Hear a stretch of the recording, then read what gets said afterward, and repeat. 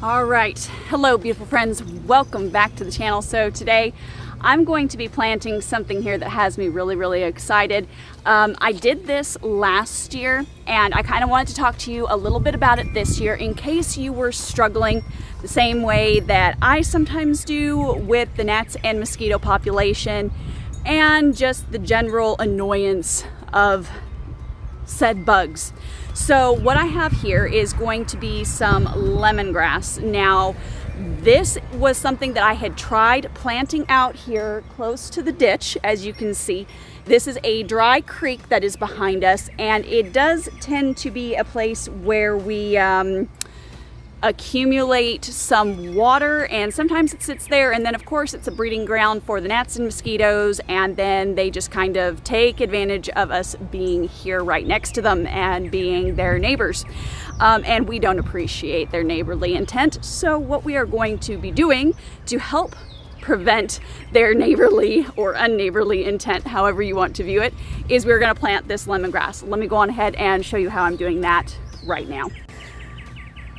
Okay, so a few things that you need to know about lemongrass. Lemongrass has the capacity of getting, well, rather large, and we don't necessarily want it to get large and in charge and be taking over this space, but we do want it to be able to grow on well enough that we end up having this entire hole filled out.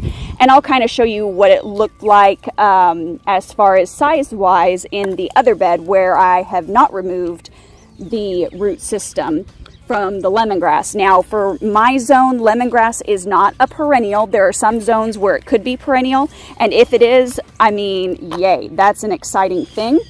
So all I am doing is just placing it in the hole, adding some nice compost and manure on top to give it some nutrients to grow on. And that's really all there is to planting lemongrass. It is one of the easiest herbs to grow. Now, lemongrass, basically like citronella plants, are going to help repel the mosquitoes and gnats and kind of keep them away from you. So when you're planting your garden space, don't be afraid to allocate room for plants such as this. Number one, you can dry it, use it in tea, or add it to curry. It's amazing in curry.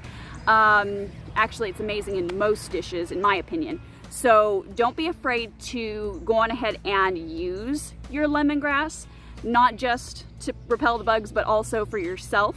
Health-wise, it's an amazing herb. Go on ahead and start some research on that.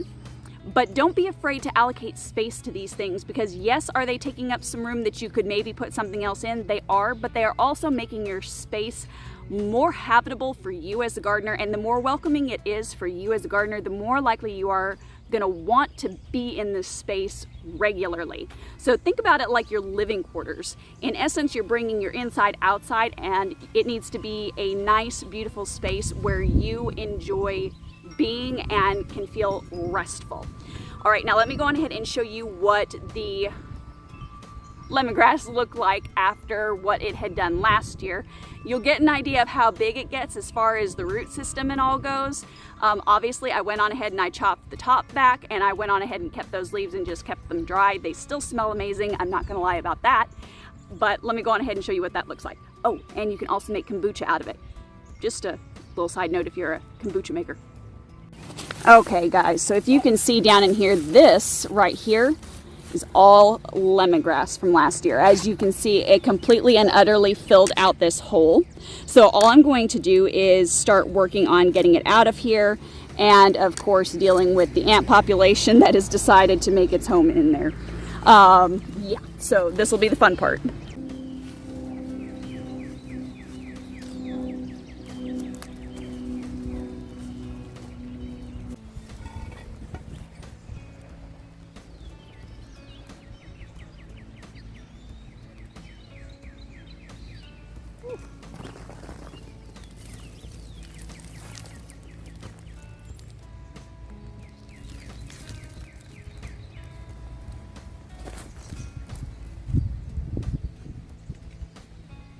All right, so as you could see, the root system on those guys gets huge because the plant itself ends up getting huge.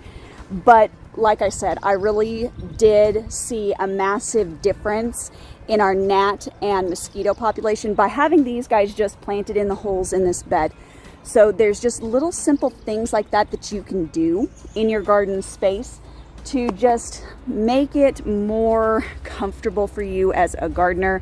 Now, if you are looking for more information and more help and guidance, go on ahead and check out the link that I have down below, because I'm going to drop a link for my one-on-one garden coaching sessions. So if you are wanting someone to help walk you through how to start your garden space, I am here to do that, and I do that live with you. We sit down and we talk through all your problems and what you're struggling with and what you want to do and accomplish, and we help you get there.